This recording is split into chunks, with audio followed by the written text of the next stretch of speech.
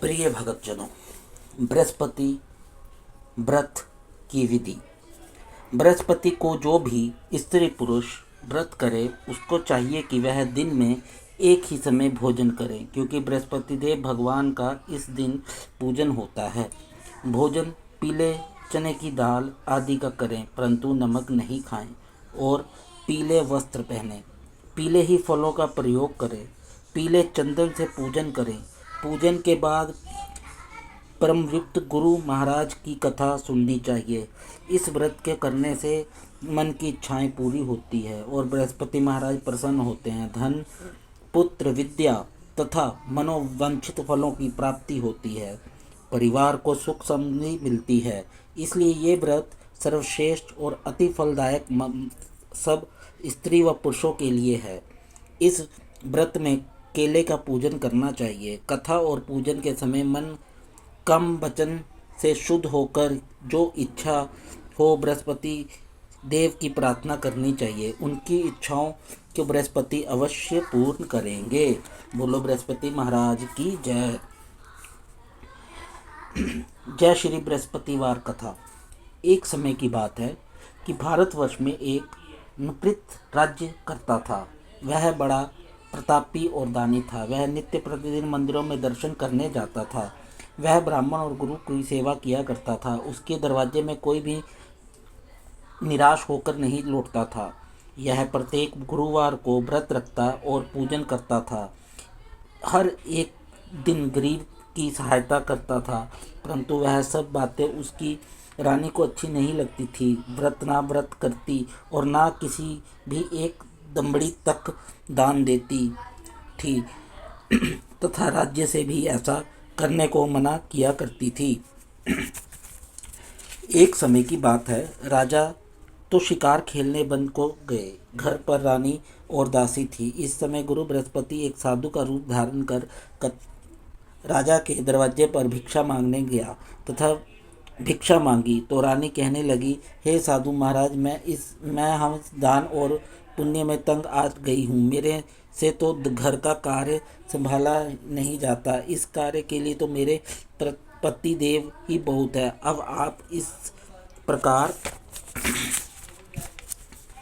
की कृपा करें कि यह सब धन नष्ट हो जाए तथा मैं आराम में रह सकूं। साधु बोले, हे देवी, तुम तो बड़ी विचित्र ही संतान हो और धन से कोई दुखी नहीं होता। इसको सभी चाहते हैं। पापी भी पूज्य की और धन की इच्छा करते हैं। अगर आपके पास धन अधिक है तो भूखे मनुष्यों को भोजन करवाएं, प्लयाऊ लगाएं, ब्राह्मणों को दान दो, धर्मशाला बनवाएं, तालाब, कुआं, बावड़ी, बाग बगीचे आदि का निर्माण करवाएं, निर्धन मनुष्य को कुंवारी कन्याओं का विवाह करवाएं और यज्ञ आदि कार्य करें। इस प्रकार के कार्यों में आपका कुल और आपके नाम परलोक में सार्थक होगा। एक स्वर्ग की प्राप्ति होगी। मगर रानी इन बातों को खुश ना हुई। वह बोली, हे साधु महाराज, मुझे ऐसे धन की भी आवश्यकता नहीं जिनको और मनुष्य को दान दूं तथा जिनको रखने उठाने में मेरा सारा समय ही बर्बाद हो। साधु ने कहा, हे देवी, तुम्हारी ऐसी ही इच्छा है तो ऐसा ही होगा। मैं तुम्हें बताता हूँ, वैसा करना। बृहस्पति के दिन घर के गोबर से लीपना, अपने केशों को धोना, केश को धोते समय स्नान भी करना। राजा से कहना कि वह हजामत करवाए। भोजन के मांस, मदिरा खाना, कपड़ा धोबी के यहाँ धुलने डालना। इस प्रकार 7 बृहस्पतिवार करने से तुम्हारा सब धन नष्ट हो जाएगा। यह कि ऐसा कहकर साधु अंतर्ध्यान हो गए। रानी ने साधु के कहने के अनुसार वैसा ही किया। 3 बृहस्पति हो बीते थे कि उसका समय धन नष्ट हो गया और भोजन के लिए दोनों समय तरसने लगे, सांसारिक भोगों से दुखी रहने लगे तथा राजा रानी के कहने लगा कि हे रानी, तुम यहाँ पर रहो, मैं दूसरे देश में जाऊँ, क्योंकि मुझे यहाँ पर सभी मनुष्य जानते हैं, इसलिए कोई कार्य नहीं कर सकता। देश चोरी प्रदेश भीख बराबर है। ऐसा कहकर राजा प्रदेश चला गया। वह जंगल को जाता और लकड़ी काटकर लाता और शहर से बेचता। इस तरह जीवन व्यतीत करने लगा। इधर राजा के घर रानी व दासी दुखी रहने लगी। किसी दिन भोजन मिलता और किसी दिन जल पीकर रह जाती। एक समय रानी और दासी को 7 रोज बिना भोजन के व्यतीत हो गए। तो रानी ने अपनी दासी को कहा, हे दासी, यहाँ पास ही में नगर में मेरी बहन रहती है, वहाँ बड़ी धनवान है। तू उसके पास जाकर और उसके 5 सेर गेहूँ मांग ला, जिससे कुछ समय के लिए गुजारा हो जाएगा। इस प्रकार रानी को आज्ञा मान दासी उसकी बहन के पास गई। रानी को बहन उस समय पूजा कर रही थी, क्योंकि उस रोज बृहस्पति वार था। जब दासी ने रानी को बहन की देखा तो उसने बोली, हे रानी, तुम्हारी बहन ने मुझे भेजा है, मेरे लिए 5 सेर गेहूँ दे दो। इस प्रकार दासी ने अनेक बार कहा, परंतु रानी ने कुछ उत्तर ना दिया, क्योंकि उस समय बृहस्पति की कथा सुन रही थी। इस प्रकार जब चांदी की किसी प्रकार उत्तर नहीं मिला तो वह बहुत दुखी हुई। एक क्रोध भी आया और लौटकर अपने गांव रानी के पास जाकर बोली, हे रानी, तुम्हारी बहन तो बहुत ही अभिमानी है, वह छोटे मनुष्य से बात भी नहीं करती, इसलिए मैंने उसके कहा सो उन्होंने कोई उत्तर नहीं दिया, मैं वापस चली आई। रानी बोलती, हे दासी, उसमें उसका कोई दोष नहीं है। जब बुरे दिन आते हैं तब कोई सहारा नहीं देता। अच्छे बुरे का पता आपत्ति में जाकर लगता है। जो ईश्वर को इच्छा होगी वहीं होगा। यह समय हमारे भाग्य का दोष है। इधर उधर रानी के देखा कि मेरी बहन को दासी आई थी, परंतु मैं उससे नहीं बोली। उसके वह बहुत दुखी हुई होगी। यह सोच कथा को सुन और विष्णु भगवान का पूजन समाप्त कर रानी बहन के पास चल दी और उसको अपनी बहन ने कहने लगी कि हे बहन, मैं बृहस्पति का व्रत कर रही थी, तुम्हारी दासी गई, परंतु जब तक कथा होती है तब तक ना उठते हैं और ना बोलते हैं, इसलिए मैं ना बोली। कहा, दासी क्यों गई थी? रानी बोली, बहन, हमारे अनाज नहीं था, उसे वैसे तुमसे कोई बात छिपी नहीं है, इस कारण मैंने दासी को तुम्हारे पास 5 सेर गेहूँ लेने के लिए भेजा था। रानी बोली, बहन देखो, बृहस्पति भगवान सब मनोकामना पूर्ण करते हैं, देखो शायद तुम्हारे घर में अनाज रखा हो। इस प्रकार जब रानी ने सुना तो घर के अंदर गई और वहाँ उसे गेहूं का घड़ा मिल गया। तब तो उस रानी और बंदी को बहुत खुशी हुई और दासी से कहने लगी, हे दासी, देखो, वैसे हमारे अन्न नहीं मिलता तो हम रोज ही व्रत करते हैं। अगर इसके व्रत की विधि और कथा पूछ लो जाए तो उसे हम भी किया करें। तब इंस रानी ने अपनी बहन से पूछा कि हे बहन, बृहस्पति के व्रत की कथा कैसे है, तब यह व्रत कैसे करना चाहिए? रानी की बहन ने कहा, गुरु के व्रत में चना का दाल मुनकर से विष्णु भगवान का केले के जड़ में पूजन करें तथा दीपक जलाएं, पीला भोजन करें, कथा तथा कहानी सुने।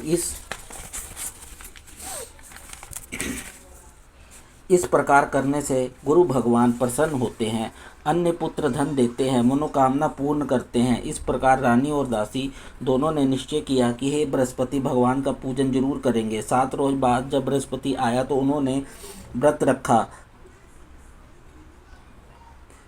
जाकर चना गुड़ बीन लाई तथा उसकी दाल में केले की जड़ का तथा विष्णु भगवान का पूजन किया।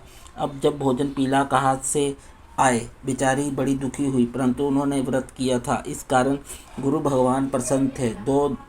दो थालों में सुंदर पीला भोजन लेकर आए और दासी को देकर बोले, यह तुम्हारे और रानी के लिए भोजन है, तुम दोनों करना। दासी भोजन पाकर बड़ी प्रसन्न हुई और रानी ने बोली, रानी जी, भोजन कर लो। रानी ने इस विषय में कुछ पता नहीं था, इसलिए वह दासी से बोली, तू ही भोजन कर, क्योंकि तू हमारी व्यर्थ में हंसी उड़ाती है। दासी बोली, एक महात्मा भोजन दे गए हैं। रानी कहने लगी, यह भोजन तेरे ही लिए दे गए हैं, तू ही भोजन कर। दासी ने कहा, यह महात्मा हम दोनों को 2 थालों में भोजन दे गए हैं, इसलिए हम और तुम दोनों ही साथ बैठकर भोजन करेंगे। इस प्रकार रानी और बांदी दोनों ने गुरु भगवान को नमस्कार कर भोजन आरंभ किया तथा जब वह प्रत्येक बृहस्पतिवार की गुरु भगवान का व्रत तथा विष्णु पूजन करने लगे। बृहस्पति भगवान की कृपा से फिर रानी और दासी के पास धन हो गया। रानी फिर उसी प्रकार आलस्य करने लगी। तब दासी बोली, देखो रानी, तुम पहले इस प्रकार आलस्य करती थी, तुम्हें धन रखने में कष्ट होता था, इसी कारण सब धन नष्ट हो गया था। अब इस भगवान की कृपा से धन मिला है, तब फिर तुम्हें आलस्य होना, बड़ी मुश्किलों के बाद हमारे यह धन पाया है, इसलिए दान पुण्य करना चाहिए तथा भूखे मनुष्यों को भोजन करवाएं, प्लाऊ लगाएं, ब्राह्मणों को दान दो, कुआं, तालाब, बाड़ी आदि की निर्माण करें, मंदिर पाठशाला बनाकर दान करो, कुंवारी कन्याओं का विवाह करवाओ, धन की शुभ कर्मों में खर्च करें, जिससे तुम्हारी कुल कुल का यश बढ़े तथा स्वर्ग प्राप्ति हो और पितर प्रसन्न हो। तब रानी ने इस प्रकार काम करना आरंभ किया तो काफ़ी यश फैलने लगा। एक दिन रानी और दासी विचार करने लगी, ना जाने राजा किस प्रकार से होगा, उसी की कोई खबर नहीं है। गुरु भगवान से प्रार्थना की और भगवान ने रात्रि में राजा को स्वप्न में कहा, हे राजा उठ, तेरी रानी तुझको याद करती है, अपने देश को चलो। राजा प्रातःकाल उठा और विचार करने लगा कि त्रिजाति खाने और पहनने की संगनी होती है, पर भगवान की आज्ञा मानकर यह अपने नगर के लिए चलने को तैयार हुआ। उसे पूर्व जब राजा प्रदेश चला गया तो प्रदेश में दुखी रहने लगा। प्रतिदिन जंगल में से लकड़ी बीन कर लाता और उसे शहर में बेचता। अपने दुखी जीवन को बड़ी कठिनता से व्यतीत करता था। एक दिन राजा दुखी हुए अपनी बातों को याद करने रोने लगा। तब उस जंगल में से बृहस्पति एक दिन साधु का रूप धारण कर आ गए और राजा के पास जाकर बोले, हे लकड़हारे, तुम उस मनुमान जंगल में किस चिंता में बैठे हो, मुझसे बताओ। यह सुन राजा ने नेत्रों में जल भर आया और साधु को वंदना कर बोला, हे भगवान, आप सब कुछ जानने वाले हो। इतना कह साधु को अपनी संपूर्ण कहानी बतला दी। महात्मा दयालु होते हैं। उन्होंने बोले, हे राजा, तुम्हारी स्त्री के बृहस्पति देव का अपराध किया था, जिसके कारण तुम्हारी यह दशा हुई है। अब तुम किसी प्रकार की चिंता मत करो, भगवान तुम्हें पहले से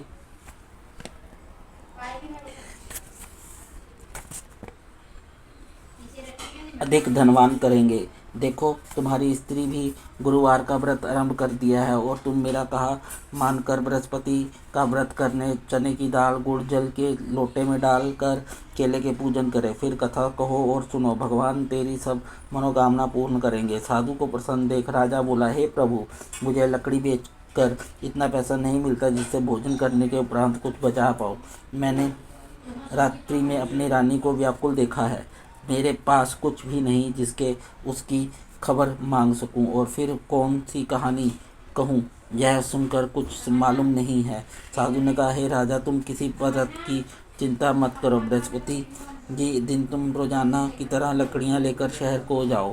तुम्हारी रोज की तरह धन प्राप्ति होगा, जिसमें से तुम भली भांति भोजन कर लोगे तथा बृहस्पतिवार का पूजा का सामान भी आ जाएगा। बृहस्पति की कहानी निम्न प्रकार है। बृहस्पति देव की कहानी। प्रातः काल में एक ब्राह्मण था। वह बहुत निर्धन था, उसके कोई भी संतान नहीं थी। उसकी स्त्री बहुत मलिनता के साथ रहती थी, यह स्नान न करती, किसी देवता का पूजन न करती, प्रातःकाल उठते ही सर्वप्रथम भोजन करती, बाद में कोई अन्य कार्य करती। इससे ब्राह्मण देवता बड़े दुखी थे। बेचारे बहुत कुछ कहने के, किंतु उसका कोई परिणाम ना मिलता। भगवान की कृपा से ब्राह्मण की स्त्री के कन्या रूपी रत्न पैदा हुआ था और वह कन्या अपने पिता के घर में बड़ी होने लगी। यह बालिका प्रातः स्नान करके विष्णु भगवान का जाप करने लगी, बृहस्पति को व्रत करने लगी, अपना पूजा पाठ की समाप्त करके स्कूल की जाती तो अपनी मुट्ठी में से भर के ले आती, पाठशाला के मार्ग में डालती जाती। तब ये जो स्वर्ण के हो जाते, लौटते समय उसकी बीन कर घर ले आती थी। एक दिन वह बालिका सूप में उस सोने के ओंठों को फटकार साफ कर रही थी, जिसके पिता ने देख लिया और कहा, हे बेटी, सोने के जोड़ों को फटकारने के लिए सोने का मुक्त होना चाहिए। तो दूसरे दिन गुरुवार को इस कन्या ने व्रत रखा और बृहस्पति से प्रार्थना करने का, हे प्रभु, यदि मैंने आपको पूजा सच्चे मन से की है तो मेरे लिए सोने का दे दो। बृहस्पति ने उसकी प्रार्थना स्वीकार कर ली। रोजाना की तरह वह कन्या जो फैलाती हुई जाने लगी। जब लौटकर बीन रही थी तो बृहस्पति की कृपा से सोने का सूप मिला। इसमें वह घर ले आई और उससे ही साफ करने लगी, परंतु उसकी माँ का वही ढंग रहा। एक दिन की बात है, वह कन्या सोने के सूप में जो साफ कर रही थी, उस समय उस शहर का राजपुत्र वहाँ होकर निकला। इस कन्या के रूप में कार्य को देखकर महिल मोहित हो गया तथा अपने घर जाकर भोजन तथा जल त्याग कर उदास होने लगा। राजा को इस बात का पता लगा तो अपने प्रधान मंत्री के साथ उसके पास गए और बोले, हे बेटा, तुम्हें किस बात का दुख है? किसी ने अपमान किया है अथवा कोई और कारण है? सो कहो, वही कार्य करूँगा जिससे तुम्हें प्रसन्नता हो। राजकुमार ने अपने पिता को बातें सुन कर वह बोला, मुझे आपकी कृपा से किसी बात का दुख नहीं है। किसी ने मेरा अपमान नहीं किया, परंतु मैं उस लड़की के साथ विवाह करना चाहता हूँ जो सोने के में जो साफ कर रही थी। यह सुन राजा आश्चर्य में पड़ गया और बोला, हे बेटा, इस तरह की कन्या का पता तुम्हें लगाऊं? मैं उसके साथ तेरा विवाह अवश्य ही करवा दूंगा। राजकुमार ने इस लड़की के घर का पता चलवाया। तब मंत्री उस लड़की के घर गए और ब्राह्मण देव की सभी हाल बताया। ब्राह्मण देवता राजकुमार के साथ अपनी कन्या का विवाह करने के लिए तैयार हो गया तथा विधि विधान के अनुसार वह ब्राह्मण की कन्या का विवाह राजकुमार के साथ हो गया। कन्या के घर में जाते से ही पहले की भांति इस ब्राह्मण देवता के घर में गरीबी का निवास हो गया तथा अब भोजन के लिए भी अन्न बड़ी मुश्किल से मिलता था। एक दिन दुखी होकर ब्राह्मण देवता अपनी पुत्री के पास गए। बेटी ने पिता की दुख अवस्था को देखा और उसने माँ का हाल पूछा। तब ब्राह्मण ने सभी हाल बताया। कन्या ने बहुत सा धन देकर अपने पिता को विदा कर दिया। इस तरह ब्राह्मण का कुछ समय सुखपूर्वक व्यतीत हुआ। कुछ दिन बाद फिर वही हाल हो गया। ब्राह्मण फिर अपनी कन्या के वहाँ गया और सारा हाल कहा तो लड़की ने, हे पिताजी, आप माताजी को यहाँ लेवाओ, मैं उन्हें विधि व्रत दूंगी जिससे गरीबी दूर हो जाएगी। यह ब्राह्मण देवता अपनी स्त्री को साथ लेकर पहुँचा तो वह कन्या अपनी माँ को समझाने लगी, माँ, तुम प्रातःकाल उठकर स्नान आदि करके विष्णु भगवान का पूजन करो तथा दरिद्रता दूर हो जाएगी। परंतु उसकी माँ ने एक भी बात नहीं मानी और प्रातःकाल उठकर अपनी पुत्री के बच्चों की जूठन को खा लिया। एक दिन उसकी पुत्री को बहुत गुस्सा आया और एक रात कटोरी में सभी सामान निकाल दिया और अपनी माँ को उसके बंद कर दिया। प्रातःकाल उससे निकाला तथा स्नान आदि करा के पाठ कराया तो उसकी माँ की बुद्धि ठीक हो गई और प्रत्येक बृहस्पतिवार की व्रत रखने लगी। इस व्रत के प्रभाव से उसकी माँ भी बहुत धनवान और पुत्रीवान हो गई और बृहस्पति जी के प्रभाव से स्वर्ग को प्राप्त हुई तथा वह ब्राह्मण भी सुखपूर्वक इस लोक को सुख भोग कर स्वर्ग को प्राप्त हुआ। इसी तरह कहानी कहकर साधु देवता वहाँ से लीन हो गए। धीरे धीरे समय व्यतीत होने पर वह बृहस्पति का दिन आया। राजा जंगल से लकड़ी काटकर शहर में बेचने गया। उसी दिन अधिक पैसा मिला। राजा ने चला गुड़ लाकर गुरुवार का व्रत किया। इस दिन से उसके सभी क्लेश दूर हुए। परंतु जब दोबारा गुरुवार का दिन आया तो बृहस्पति का व्रत भूल गया। इस कारण बृहस्पति भगवान नाराज हो गए। उस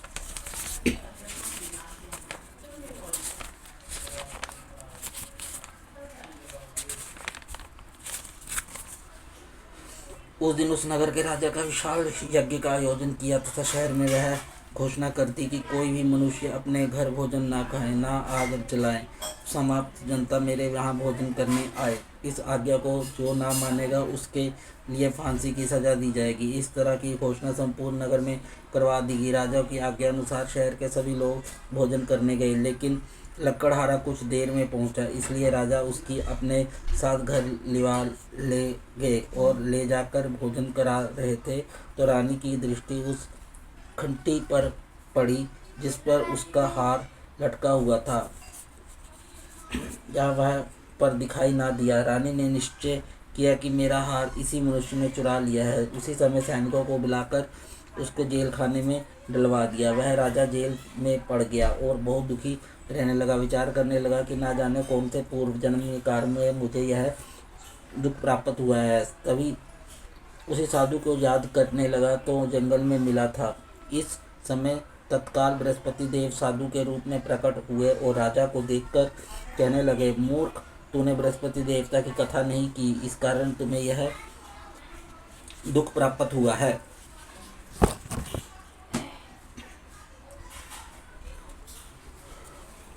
अब चिंता मत कर, बृहस्पति के दिन जेल खाने के दरवाजे पर 4 पैसे पड़े मिलेंगे, उससे तुम बृहस्पति देव की पूजा करना, तेरे सारे कष्ट दूर हो जाएंगे। बृहस्पति को रोज उससे 4 पैसे मिले। राजा ने कथा कही। रात्रि को बृहस्पति देव जी इस नगर में राजा के स्वप्न में कहा कि हे राजा, तुमने जिस आदमी को जेल खाने में बंद किया है वह निर्दोष है, वह राजा है, उसे छोड़ दो।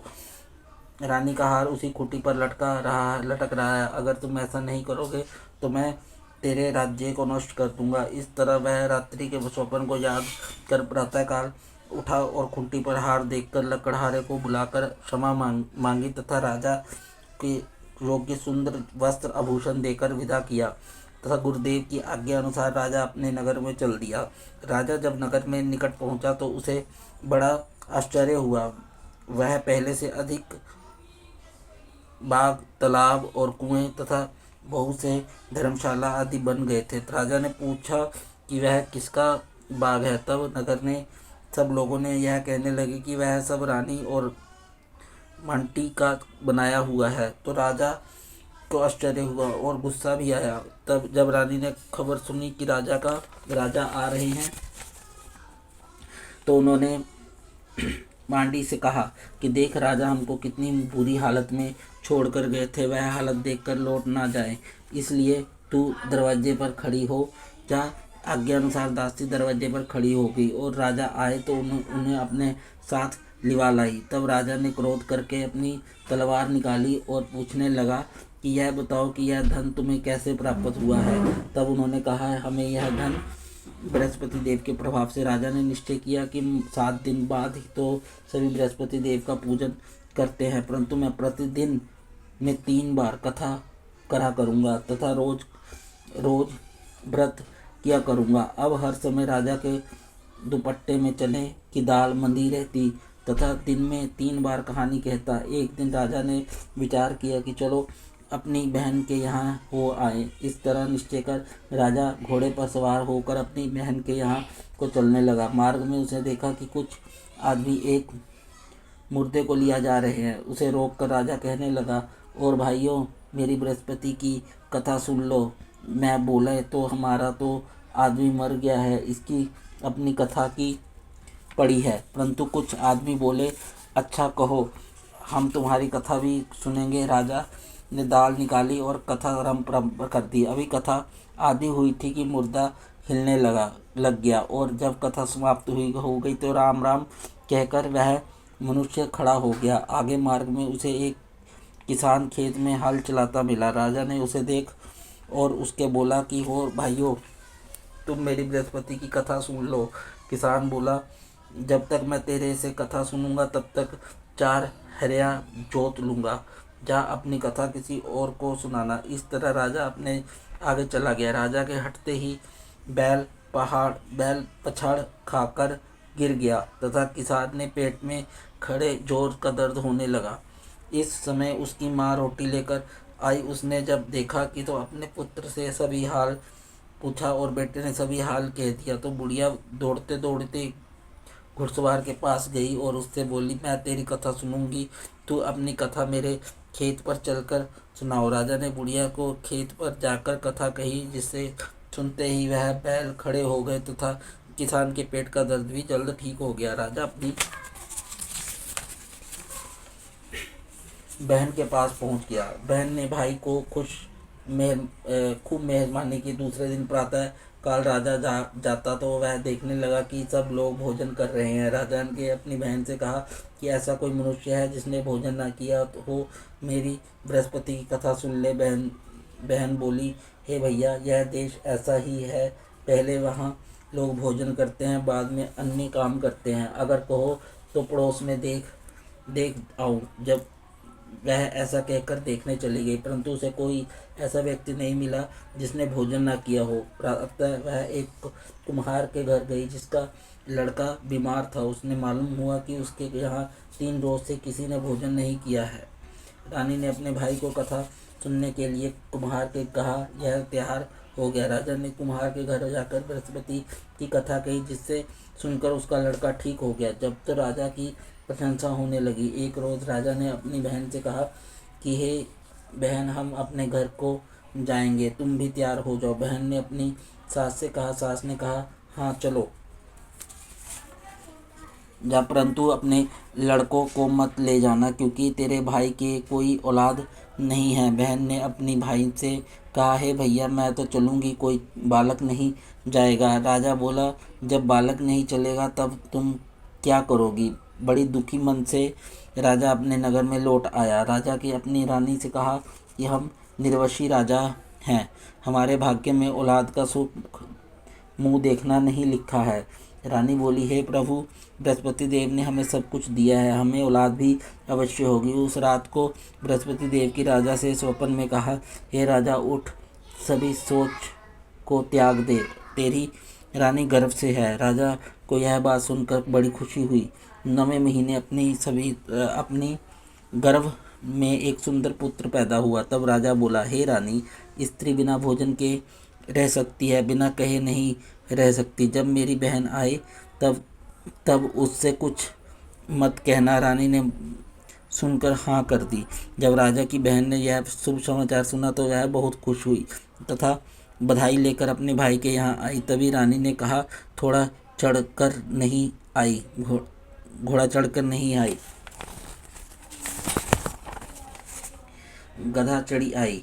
राजा की बहन बोली, भाभी, मैं इस प्रकार ना कहती तो तुम्हें औलाद कैसे मिलती? बृहस्पति देव ऐसे ही हैं, जिसके मन की कामनाएं है सभी के पूर्ण करते हैं। जो सद्भावना युक्त बृहस्पति का व्रत करता है, एक कथा पढ़ता है, वह सुनता है और दूसरों को सुनाता है, बृहस्पति उसकी मनोकामना पूर्ण करते हैं। भगवान बृहस्पति उसकी सदैव रक्षा करते हैं। संसार में सद्भावना से भगवान जी का पूजन व्रत सच्चे हृदय से जो करता है, उसको सभी मनोकामनाएं पूर्ण होती है। जैसी सच्ची भावना से रानी और राजा ने उसका गुणगान किया है, तो उसकी सभी इच्छाएं बृहस्पति देव ने पूर्ण की। इसलिए सबकी कथा सुनने के बाद प्रसाद लेकर जाना चाहिए। हृदय में उनका मन्ना करते हुए जयकारा बोलना चाहिए। बोलो बृहस्पति देव की जय, विष्णु भगवान की जय। जयकारा बृहस्पति देव जी का बोल, साचे दरबार की जय।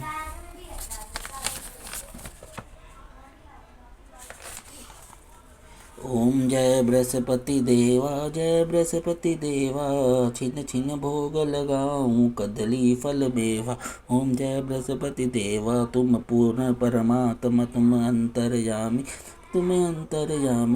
जगत पिता जगदीश्वर, तुम सबके स्वामी। ओम जय बृहस्पति देवा, चरनामित निज निर्मल, सब पातर हाला, स्वामी सब पातक हरता, सकल मनोरथ दायक, कृपा करो भरता। ओम जय बृहस्पति देवा, तन मन धन अपर्ण कर, जो जन शरण पड़े प्रभु, जो जन शरण पड़े प्रभु, वह प्रकट तब होकर अपने द्वार खड़े। जय बृहस्पति देवा, दीन दयाल दीनानिधि, भगवत हितकारी, स्वामी भगवत हितकारी, पाप दोष सब हरता, भव बंधन धारी। ओम जय बृहस्पति देवा, सकल स्वनोरथ दायक, सब संचयकारी, स्वामी सब संचय दातारी, विषव विकार मिटाओ संतन सुखारी। ओम जय बृहस्पति देवा, जो कोई आरती तेरी प्रेम सहित गावे, स्वामी प्रेम सहित गावे, ज्येष्ठानंद बंधन सो, ज्येष्ठानंद बंधन सो निश्चय पावे। ओम जय बृहस्पति देव।